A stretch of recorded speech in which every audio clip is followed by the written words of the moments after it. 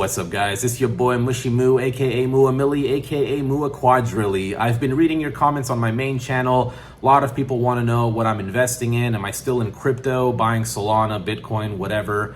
Off the bat, I'm just going to say no, I'm not buying any more crypto. I'm not a fan of crypto anymore. I don't love what crypto has become. Crypto was supposed to be, really, this is not the time to race, I'm trying to talk. Crypto has become just very institutionalized, and it's not what it was meant to be. When I was buying it, it was something that you could walk up to somebody or go to a shop and say, hey, I'll buy this coffee, I'll send you crypto. And you cut out that middleman, you cut out the banking system. But now the banking system's all intertwined with crypto and everybody just seems to be happy with that. That's not what Satoshi had in mind, but that's where we're at right now. Even though Satoshi is probably the CIA, don't know that for sure, but that's what I think. Anyways, so no crypto. I am in the stock market though. I pull out money, I put in money. It's kind of like here and there.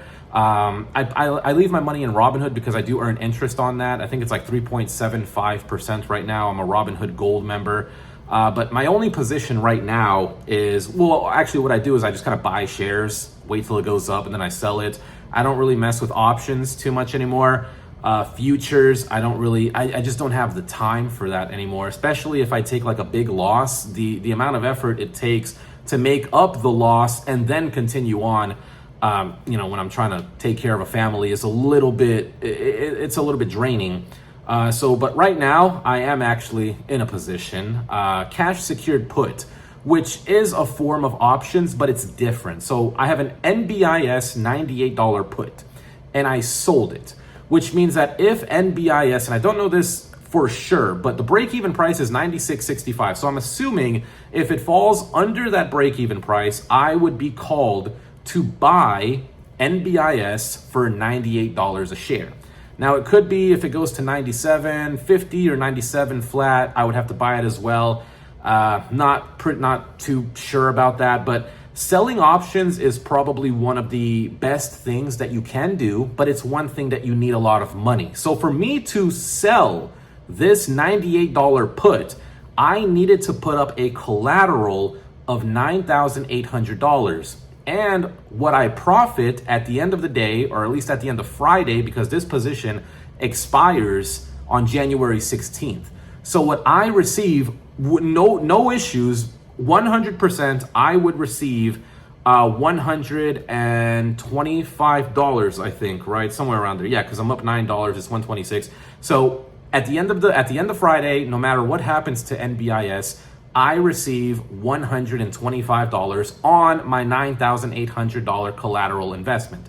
Now, if NBIS is $98.10 or $98.99, I would keep that money. I would keep the $125 and then nothing would happen. The contract would just expire. I would flick off the person who bought it. I would tell him to eat a frank and I would take his money and I would laugh at him.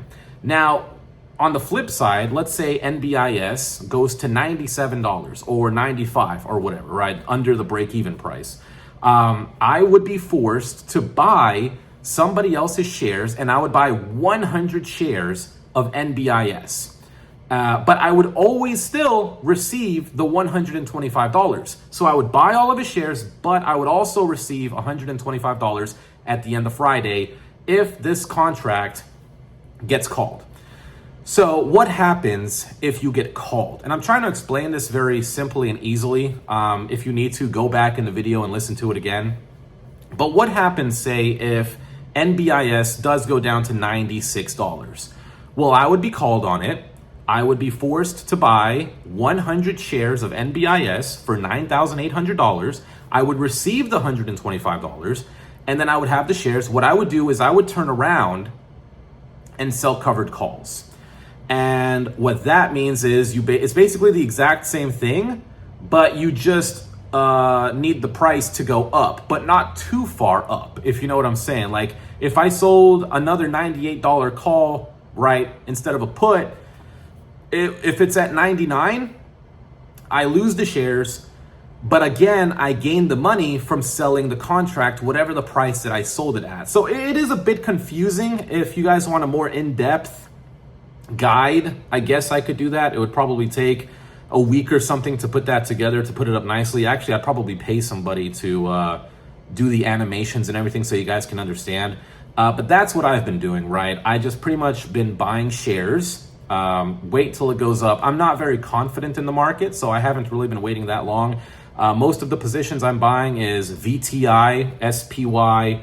I did buy Meta the other day because it had a really big dip, and then it went up a little bit, and then I sold that. And today, actually, Meta went down another $9, so that was a good sell. I would have been trapped in those shares. But buying shares is pretty much the safest thing you can do, because at the end of the day, all you need to do is hope that the company does well and the stock price moves up. But the day and age that we live in, you could buy into some of these stocks and they could never go back up. They could just end up going down forever and get shorted, and you're kind of stuck. So you have to be careful on what you're doing. If I do get called on this NBIS put, either way, I'm going to make the 125. I'll sell a covered call on it. And I do use something called quant data, which tells me where the money is positioned. So why did I choose $98? Why didn't I do 99 or 100? Because the current price at the time was 102. And that's because you can see where money is positioned for the week. So if some multi-billionaire out there has, a very, very bullish set of money, or what, I don't know how to word it. Like if someone has like, $20 million that NBIS will not fall under 100.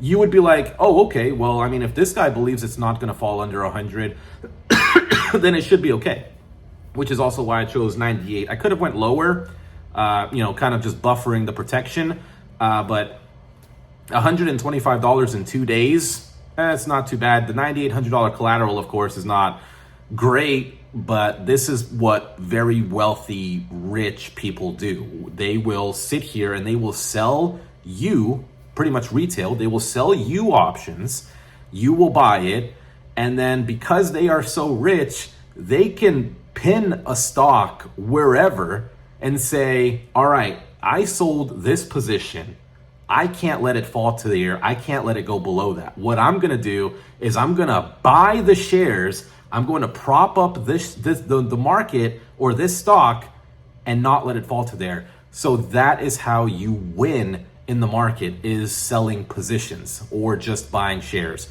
I don't recommend anybody really buy options because you have to follow the money, and the money is very dynamic. It changes every single day. Just because there's, the $20 million here today, he could remove that tomorrow. And what I can do is I can say, okay, this guy, he has a $20 million position. He removed it. I think I'm going to sell my position as well.